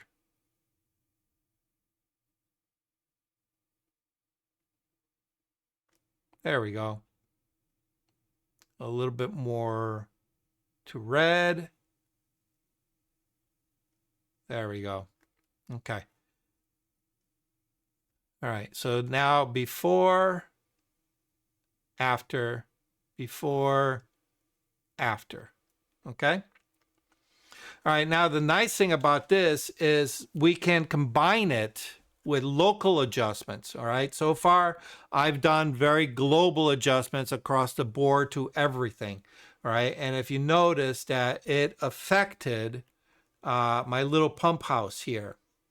Okay, it took the oranges and kind of pushed it a little bit to the yellow side. Okay, so I might want to correct that back.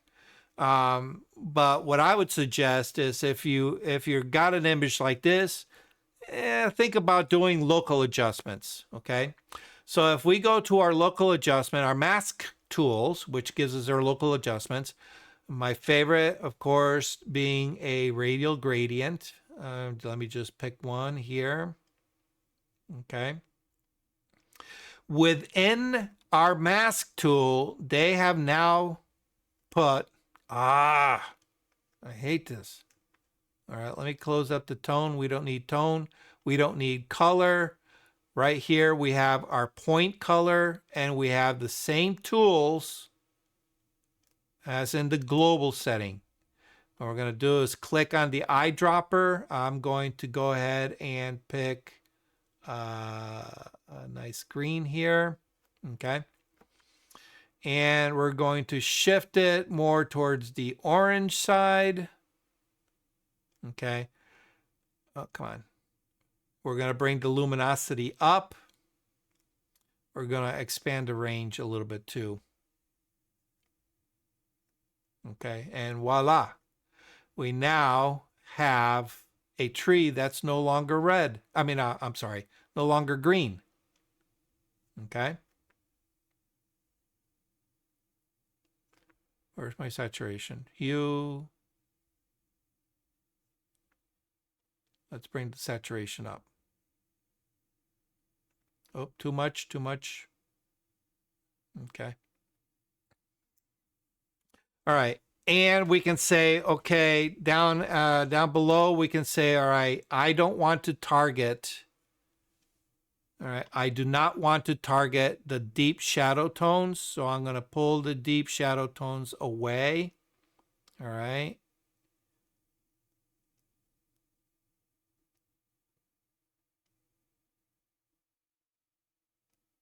Okay. And now we're not influencing those shadows as much. Okay. And hue, we'll pull that a little bit back as well. Okay. All right. And then what you would do is just from here, create masks as you would normally, whatever mask you want to use. All right. Maybe I don't want to go as crazy with the saturation. All right. And you just apply it throughout your image. And let's see, we'll create another radial adjustment right up here. We'll swing that, make it follow that little bit of a tree line there. Okay. Bring this up. Our picker, we want to pick maybe more of the bluish green. All right. If you don't like what it picked, all right, delete it. There we go. Okay. And maybe we want to make that a little bit of a brighter green. Okay. And we'll take the luminosity, make it a little bit brighter. Ooh, too bright. Okay. Sometimes a little bit is all you need to give you that shift. Okay. There you go.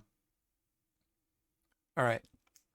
I'm just going to do those two trees. Yeah, I think you get the idea, right? All right. So before, after, before, after. All right.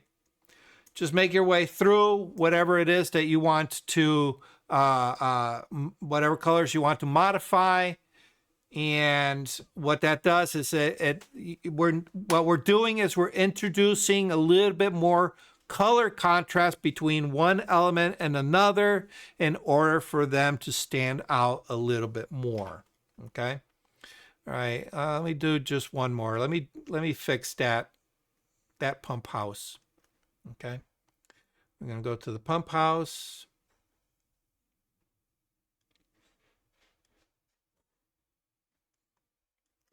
And we're going to take it from this yellow and we're going to push it into the orange red brick color, which is, kind of what it was. All right. And we'll make it a little darker. There we go. Now it's starting to look a little bit better.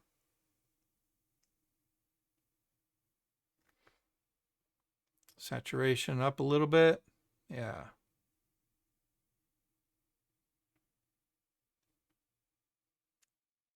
Oop, too much saturation. Okay.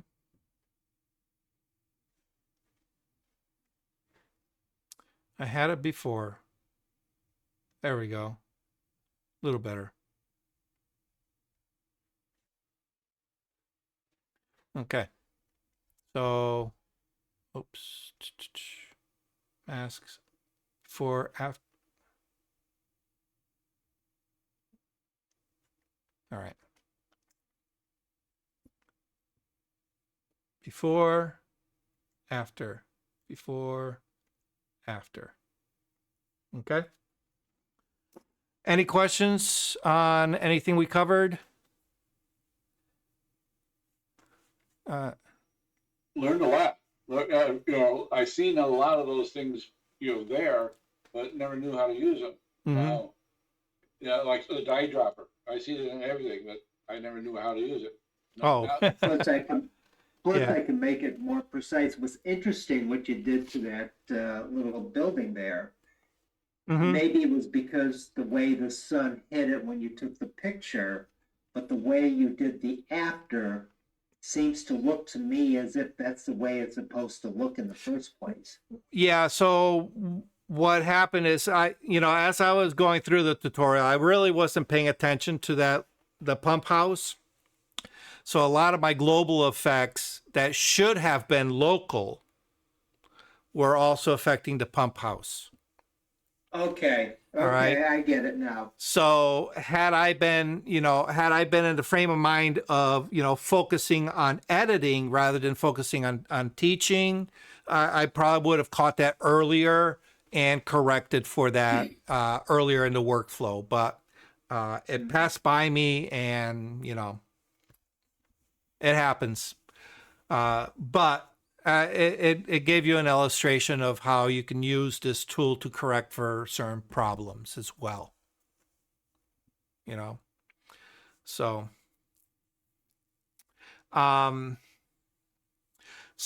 one of the things I know, many years ago, one of the trends was that those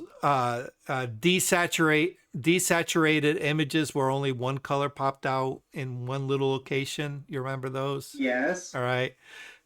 We can do that kind of stuff with Lightroom now, Okay. So yeah. What was interesting, I came across in ACR the other day where there was an HDR button. It's like, can you take one picture? Nope. Nope. Don't do that. Nope. That's not what it is.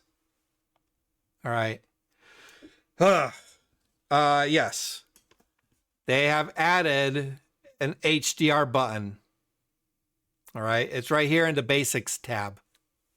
Yes. Okay. The basic tab now has, previously you just had the auto button, which, let me tell you, for those of you who do a lot of bulk editing, the auto button has gotten really, really good. Yes. At applying auto adjustments on images. All right. I used to hate using the auto button because I would have to go through one by one and undo some things that I just thought was, why did you do that? I'm finding I'm doing less and less of that nowadays. It's gotten really, really good. But anyway, next one is the black and white button. This will enter the image into a monochromatic adjustment. Okay. So this is the same as previously. All right. Except for some reason,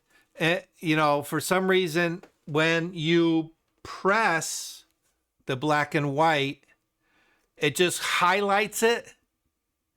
I wish it would be more of, it's a toggle, but I wish they would, label it more like a toggle so that when you go into the black and white mode, I wish they would change that label to now say color. All right. Because when I first was playing around, I'm like, oh, it changes it to black and white. Okay, now how do I go and change it back to color? All right. Well, the way you change it back to color is you press that black and white button again, and it brings you back to color. I wish they would just label it properly. You know, it would take some of the confusion away. Okay. Now, the HDR button is not what you think it is. It does not convert your images to HDR at all. All right, what that is it allows you to preview your image as to how it will look on an HDR display. All right. I think this is a little bit of future predictiveness, I guess you can say. Maybe the industry is eventually going to be moving to full HDR screens.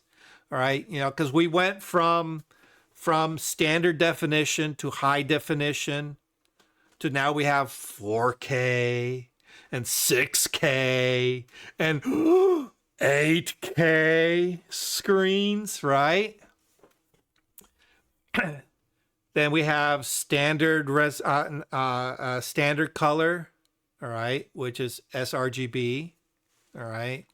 To now we're moving to what was it? Well, we had RGB, then we had sRGB, then there was one, the OLED, which is sRGB plus whatever they label. I can't even remember. I can't keep track.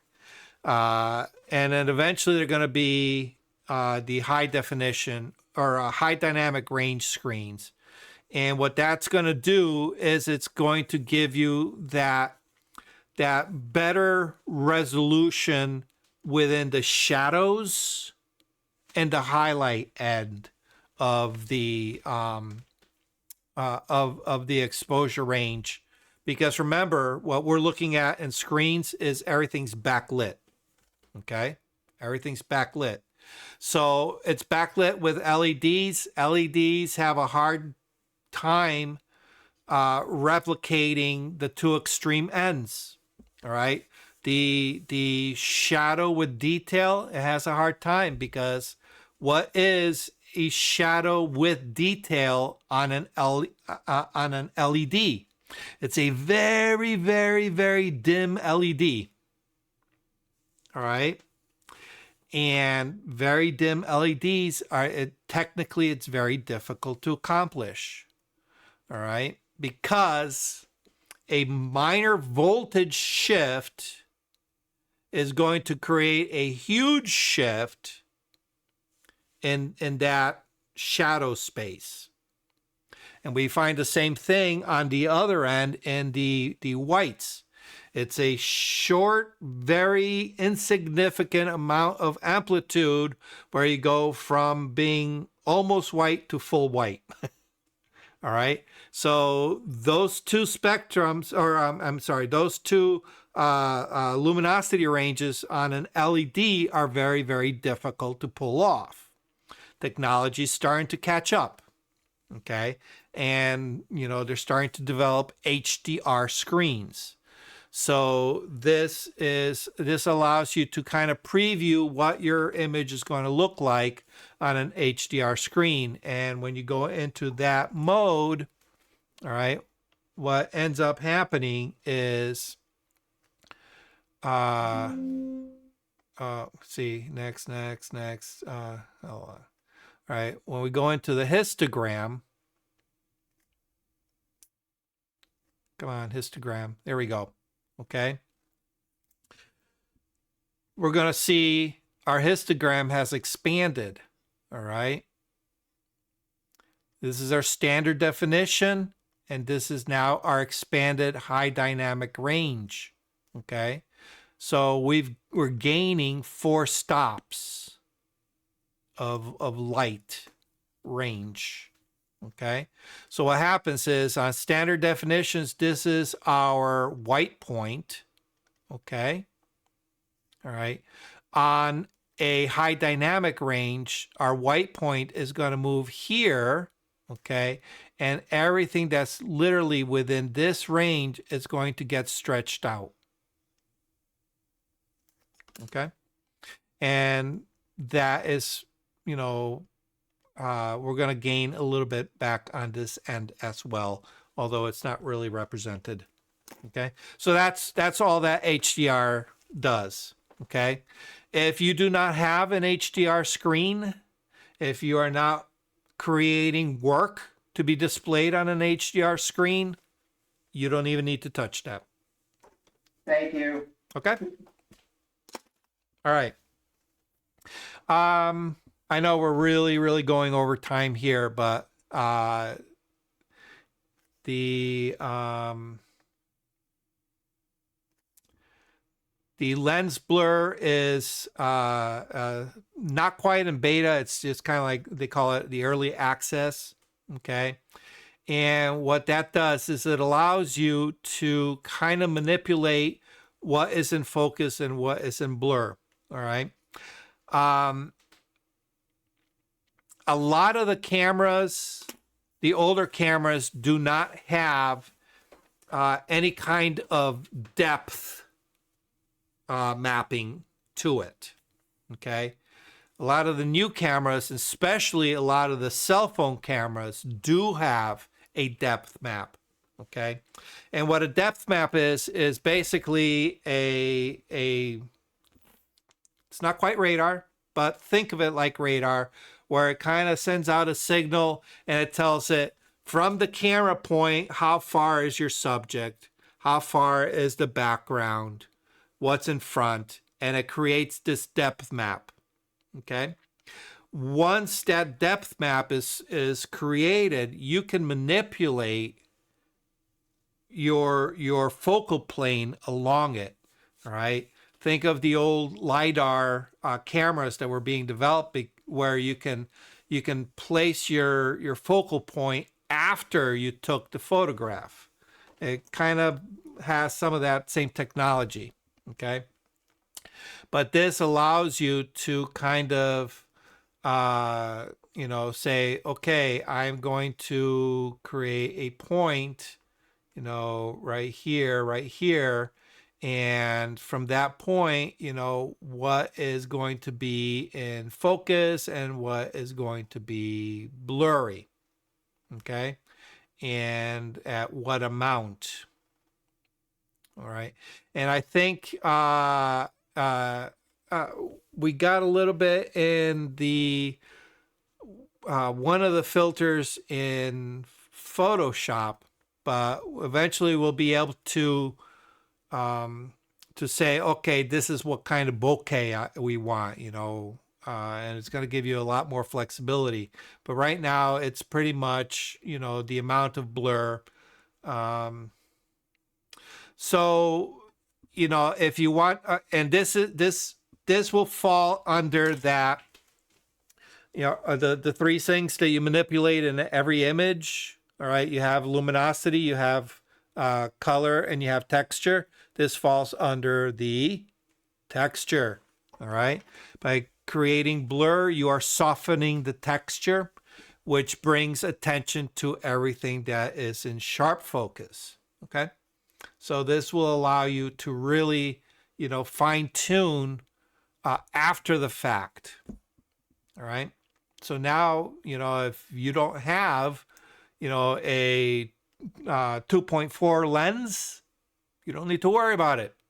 You can do it at post. Okay. It's still being developed and it's still a little quirky. But play with it. You might find some use for it. Okay. All right. We covered a lot. Any questions before we cut out of here? Because I kept you guys long enough. Questions? I know what happened. Damn. I fried brains again. The thing is, it's going to take practice to use the color Yeah. picker. Yeah. Yes, because it's a totally different way of thinking about color than previously. I mean, this is a genius tool that they put in here. And when it first came out, I'm like, what are they doing? And then it's like, oh, really? I can do that? Oh, and it's like, oh, whole new world opened up, and I'm freezing. Oh, there I am. Okay. Well, don't forget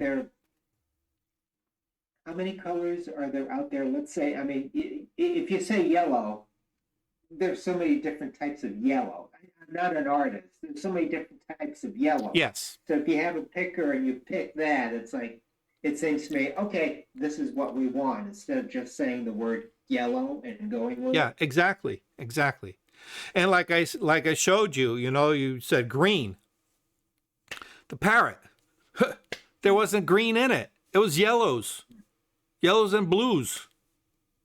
All right? And that's what to our eyes we perceived as green, but technically there was very little green there.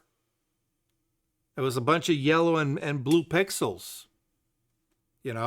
So yeah, being able to point to the color that you want to manipulate and manipulate that specific color, oh, it's great. It's awesome.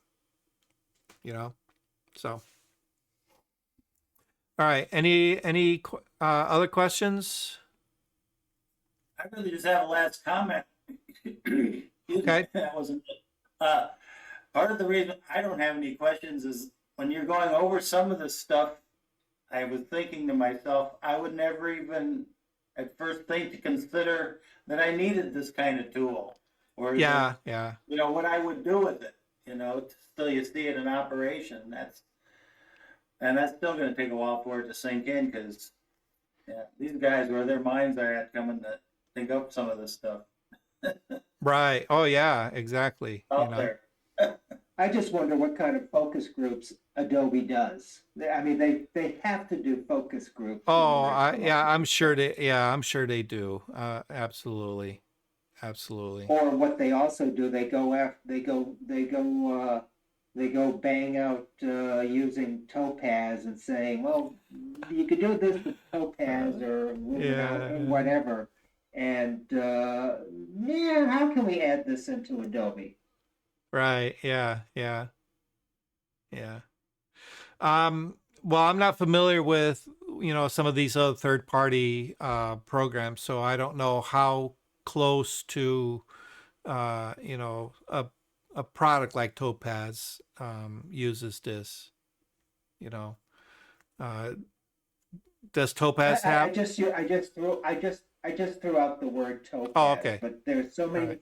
There's so many. If you look at your Facebook feed, you get every other ad is for like, hey, you can do this. Yeah, I yeah, just yeah. wonder, and it's a specialty product, and I just wonder if they go out and play with these specialty products and go, wonder if we can add this to Adobe. Right, right, right.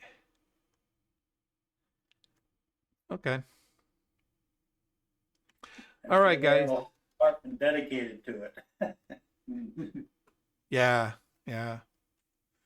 All right. Ooh, there's purple in those feathers. Holy cow. We're not saying it. Oh, I'm sorry. Here I am. I'm playing with the picker tool on this peacock, and I'm like, holy cow! There's some colors that I never realized are in there. Oh, so one thing I probably had I pulled this image up. When you use the color picker, see how it creates that expanded preview. Yeah. If your selection's still too small, just zoom in to a particular area that you want to select. Oh, okay. All right. And then when you pull up your color picker, you'll be able to be a little bit more precise. Yeah, see, there's purple in those feathers. Wow. Okay. All right, guys. Next week it's going to be Photoshop. Let me swing back. There's something in Photoshop that I wanted to go over, and I can't remember what it is now. I don't know. Anyway, thank you for hanging out with me for well past our given time.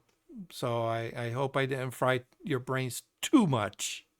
Well, this was for some strange reason, this was a Monday. I wasn't half tired by 6 o'clock because I'm in a hiking group that hikes on Mondays. Yeah. And if you notice, every so often there's a Monday, I just can't show up because I'm just like, too, Yeah. There's some nights I go to bed very, very early, and Yeah. it's been like that lately. Well, with the time shift, do your hikes shift also as well? You know, because it's We go the same time, 9:30. Oh. Okay. So basically, we went at 10:30. Okay, and we started. It was funny. By 10 after 5, I was getting ready to come to class. I'm looking outside, and it's almost time for class. My clock is right over there. I can see it right above my screen, and I'm like, oh shit, it's quarter after 6. I got to get ready. And I threw. Cat wanted to be fed at 4 o'clock this afternoon. You know? Yeah, I turned Zoom on, and I'm like, it got around to 6:30, and like, where's everybody? All right, and then I don't know what made me look at the clock on the computer as compared to that clock, and it said, oh, it's only 5:30. Duh. I forgot to shift the clock back. Yeah. You know, you're so used to when it does it automatically for you, you know? Well, you know what's funny? It's like you have to think, what do you shift and what don't you shift? Yes. And I have a newer car now. I had to go out and buy another car. I can't figure out how to change the time, so. Oh, yeah, I'll yeah. just leave it and. You know, so whatever happened. What's that, Bob? I got one new car just the other day. Man, there's so much stuff in there. I'm going crazy trying to figure. Easy manual, 970 pages. Well, that's like, my father's cars, the manuals, even my first car, the manuals were like maybe 28 pages, and now you get this big, humongous book. Yeah. Here's your encyclopedia. Okay. Yes. Yeah. And so whatever happened to this decision, they said they were going to, get rid of the daylight savings. Whatever happened to that decision? Didn't quite pass this year. They got to get rid of it. Halfway through, yeah. This is nobody cares about daylight savings. So Yes. None of us are farmers. I think this was built for farming. Yeah.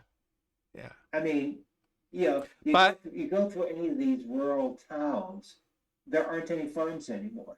Yeah, but even if you go out, the Midwest where there are a lot of farms, they could care less about daylight savings time. You know why? Because when the sun goes up, that's when they get up. When the sun goes down, that's when they go to sleep. It doesn't matter what the clock says. Uh-huh. I don't know. Anyway. Anyways, it's time. Yep. Thank you, guys. I really appreciate you, and we shall see you next week. See ya. All right. Bye. Take care.